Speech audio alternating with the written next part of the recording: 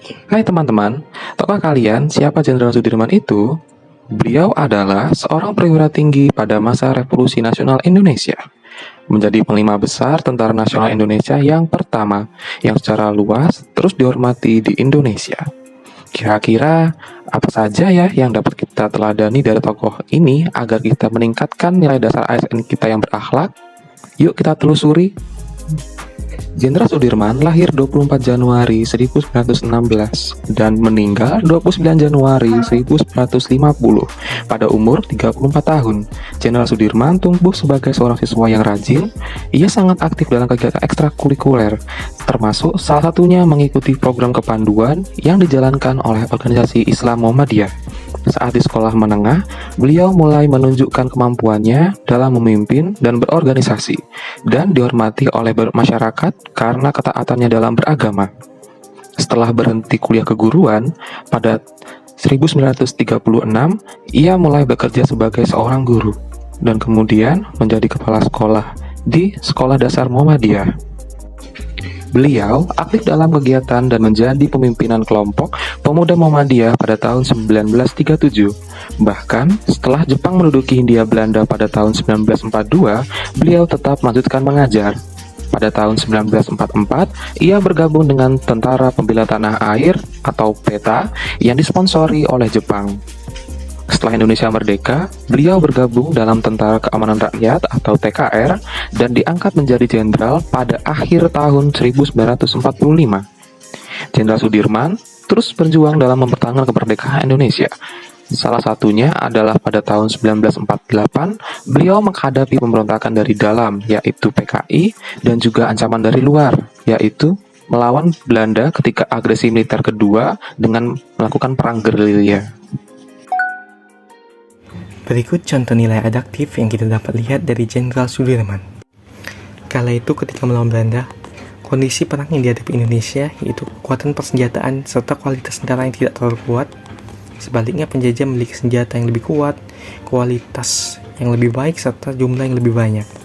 Atas kondisi tersebut, Jenderal Sudirman menilai perlu suatu taktik yang jitu untuk menghadapi musuh yang lebih kuat. Oleh karena itu, Jenderal Sudirman berperang dengan menggunakan taktik perang gerilya yang dilakukan dengan cara mengelabui, menipu, dan menyerang secepat kilat, kemudian menghilang tanpa sempat dibalas. Taktik ini cocok untuk melawan musuh yang lebih banyak dan tidak menguasai medan. Penggunaan taktik ini menunjukkan bagaimana seorang Jenderal Sudirman dapat bersikap adaptif dengan kondisi yang ada.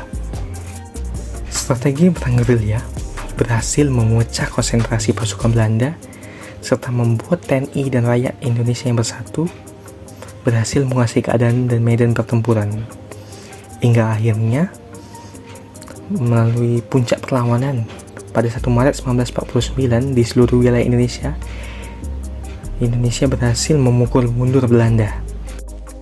Selanjutnya nilai loyal. Loyalitas Jenderal Besar Sudirman sudah tidak perlu kita tanyakan lagi. Semua orang tahu beliau rela melakukan apapun demi Indonesia. Salah satu bukti nyatanya ialah ia bersedia tanpa ragu memimpin perang dari atas tandu. Walaupun dengan kondisi tubuhnya yang terkena penyakit TBC dan hanya memiliki satu paru-paru. Semua demi membela tanah air tercinta. Bukti nyata yang selanjutnya ialah saat SK pengangkatan diperlambat. Presiden Soekarno sempat khawatir dengan kekuatan yang dimiliki oleh Jenderal Sudirman, bahkan sempat memperlambat SK pangkat Panglima Sudirman.